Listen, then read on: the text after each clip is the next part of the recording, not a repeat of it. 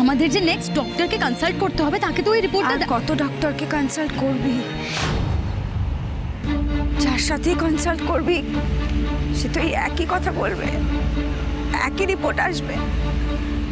আমাকে মনে হয় ভগবান আর ওই একই কথা শোনার মতন সহ্য শক্তি দেননি রে। আমি আর পারবো না। দি, তোকে নিয়ে না কেন এত স্ট্রেস নিচ্ছিস?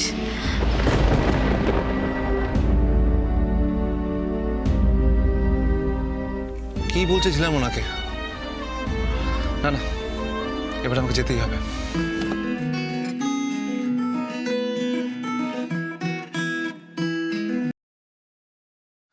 হ্যাঁ মিস্টার মিত্তল, হ্যাঁ আমি আর কিছুক্ষণের মধ্যে পৌঁছে যাব। একটু জ্যামে ফেসে গেছিলাম, আর 10 মিনিট লাগবে।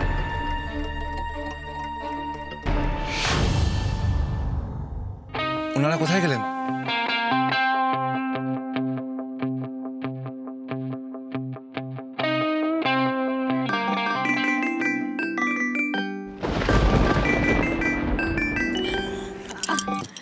হ্যাঁ আকাশদা, বলো। তুমি কেন ফোনটা ধরলে? ইরাবতী কোথায়? দি একটু ট্রায়াল রুমে গেছে। ট্রায়াল রুমে? হ্যাঁ। আচ্ছা, তুমি এখন ফোন কেন করেছো? আমি তোমাকে বললাম না আমরা আজ দুই বোনে মিলে একটু টাইম স্পেন্ড করবো? চল এবার তুমি রাখো, শপিং সেরে কথা হবে। বাই। ছিলাম মিথ্যা কেন বলছি?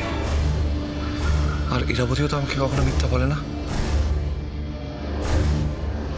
ছিলি তুই এটা কেন করলি? কেন মিথ্যে কথা বললি? তাহলে তুই কি চাস দি? রাস্তার মাঝে দাঁড়িয়ে তুই আকাশ থেকে সব সত্যিটা বলবি? হ্যাঁ, আমি তাই চাই। আমি সব সত্যিটাই বলতে চাই। আমি তো তোকে বলছি এই মিথ্যে আমার আর ভালো লাগছে না। আমি এভাবে ওনাকে ঠকাতে পারবো না। আমাকে ওনাকে সব কথা বলতে হবে, কারণ ওনার সব সত্যিটা জানার অধিকার আছে, সবচেয়ে আগে অধিকার আছে। তাহলে তুই কি বলবি ওনাকে? দি বল, কি বলবি? তুই আকাশদাকে এটা বলতে পারবি যে তুই আর কোনোদিনও মা হতে পারবি না?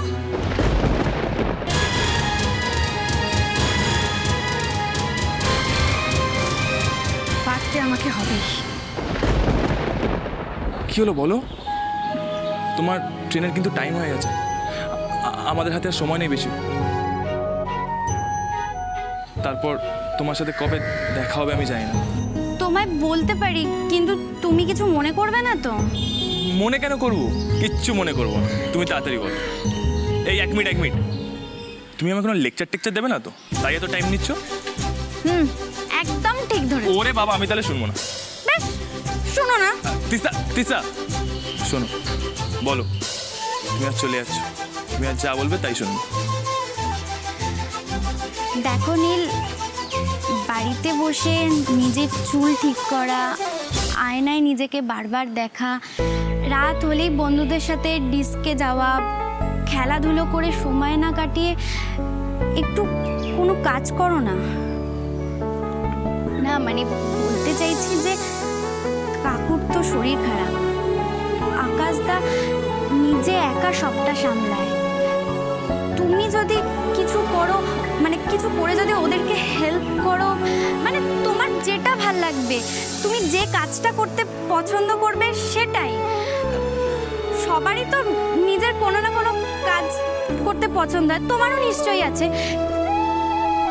সেটাতেই যদি তুমি নিজের কেরিয়ার তৈরি করো। দেখো নীল, বাবা মার যতই টাকা থাক, নিজের পায়ে দাঁড়ানোটা উচিত। মানে বাবা মার ভরসায় না থেকে ওদের জন্য কিছু করো না, দেখবে এতে ওনারা খুব খুশি হবেন, ওনারা খুব আনন্দ পাবেন। মানে তুমি ভেবে দেখো, এতে তোমাকে কারোর কাছে হাতও পাততে হবে না, তোমার সেলফ রেসপেক্টও থাকবে।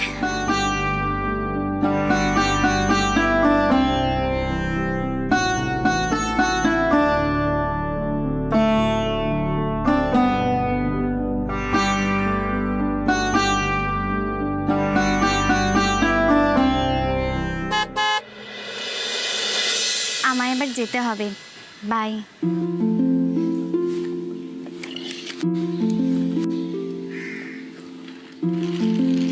তিস্তা,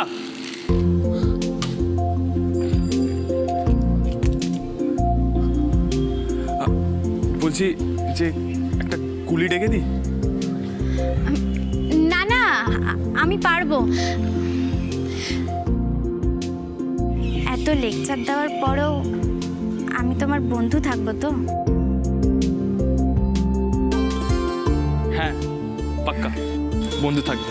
তাহলে যেটা বললাম সেটা যেন মনে থাকে, কেমন? ভেবে দেখবো। ভিতর ডিপ। এই কি বললে? যেটা বলার সেটাই বললাম। বাই দ্য ওয়ে, সাবধানে চল। Take care. বাই।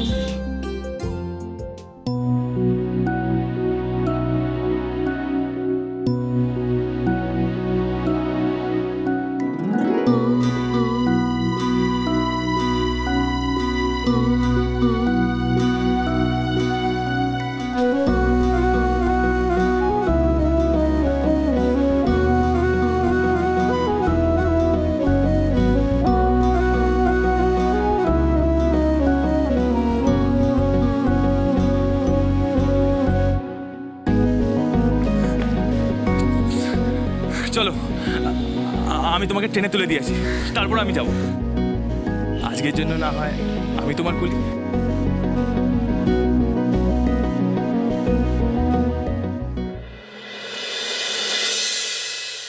ঠাম্মু, আমি এসে গেছি, বলো এবার কি করতে হবে আমাকে। আচ্ছা আচ্ছা, সে হবেক্ষণ করবে, কিন্তু শোনো, অভিক তিয়া ওরা সব কোথায় গেল? অভিক তার মামুর কাছে, আর তিয়া তার বন্ধু রামপুর কাছে, আর আমি তোমার কাছে। মাসিমা, ও মাসিমা, আমি এসে গেছি। আমার কর্তা আমাকে ছুটি দিয়েছেন আজকে। আচ্ছা, কি কি করতে হবে? খুব ভালো হয়েছে। শোনো, অনেক কাজ আছে, সব জোগাড় যন্ত্রে একটু হাত লাগাও দেখি। যত তাড়াতাড়ি তুমি কাজকর্ম সব সেরে দিতে পারবে, তত তাড়াতাড়ি আমাদের পুজো শুরু হয়ে যাবে। তবে মোটামুটি হয়ে গেছে, জানো তো, এখন ওই ঠাকুরমশাই এলেই হয়ে যায়। এই তো আমি এসে গেছি। ঠাকুর মশাই কোথায় এসে গেছেন? আসুন আসুন আসুন আসুন, ভেতর আসুন। আসুন আসুন। তা আপনাদের সব জোগাড় যন্ত্র হয়ে গেছে তো? হ্যাঁ, মোটামুটি তো আমরা জোগাড় করে ফেলেছি। এখন আপনি পুজোয় বসে যা যা চাইবেন দিয়ে দিতে পারবো। ঠিক আছে, ঠিক আর আছে। পুজোটা ঠাকুরমশাই ইরাবতীর নামে হবে সংকল্প করে। আমার ইরাবতী মা হতে চলেছে, তাই মা সন্তান যাতে ভালো থাকে সেই জন্যই আমি এই পুজোর আয়োজন করেছি ঠাকুরমশাই। বাহ, এ তো খুব ভালো খবর। হ্যাঁ, আসলে সবাই ইরাবতীকে আপনারা এত ভালোবাসেন, কত লোকের আশীর্বাদের হাত আমার ইরাবতীর মাথার উপরে, তাই তো এতদিনে ওর সুখের মুখ দেখেছে। আপনি অত ভাববেন না, দেখবেন ইরাবতী সুখে শান্তিতে ঘর করবে সারাটা জীবন। তাহলে আমি শুরু করি? হ্যাঁ, বসুন বসুন ঠাকুরমশাই। মাসিমা, আমি একটু ভেতর থেকে আসছি। আচ্ছা, তাহলে ভাগ্নে এদিককার ব্যাপারগুলো তোমরা সামলে নিচ্ছ? হ্যাঁ মামু। আচ্ছা, তাহলে আমি বেরিয়ে পড়ি এখন। ও, ওদিককার অ্যারেঞ্জমেন্ট কমপ্লিট? সব কমপ্লিট, তুমি কোনো চিন্তা করো না। উমা, সে আবার কি কথা? আপনি আবার কোথায় যাচ্ছেন আজকে? আজকে আমাদের বাড়িতে পুজো, আপনি থাকবেন, এটা হয় নাকি? এই তো মুশকিলে ফেললেন মাসিমা।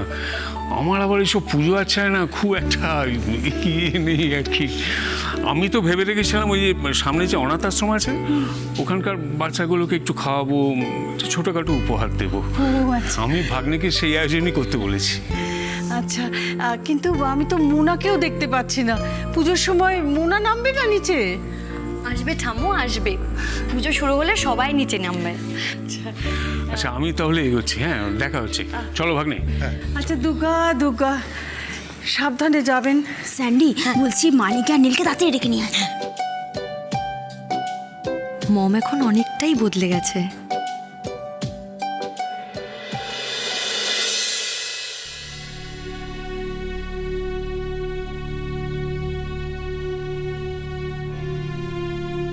এই দি দি দি দি দি দি, শোন শোন, প্লিজ এরকম মুখ চোখ করে রাখিস না। দেখ, সবাই সব বুঝতে পেরে যাবে। আমি তো সবাইকে সবটা বলে দেব। কিছুতেই না দি। দেখ দি, আমি তোকে বারবার বলছি, আমাদের এরকম হাল ছাড়লে চলবে না। দি প্লিজ ভেঙে পড়িস না, কিছু না কিছু একটা ব্যবস্থা হবেই। আর কি ব্যবস্থা হবে ছিলি? চুপ কথা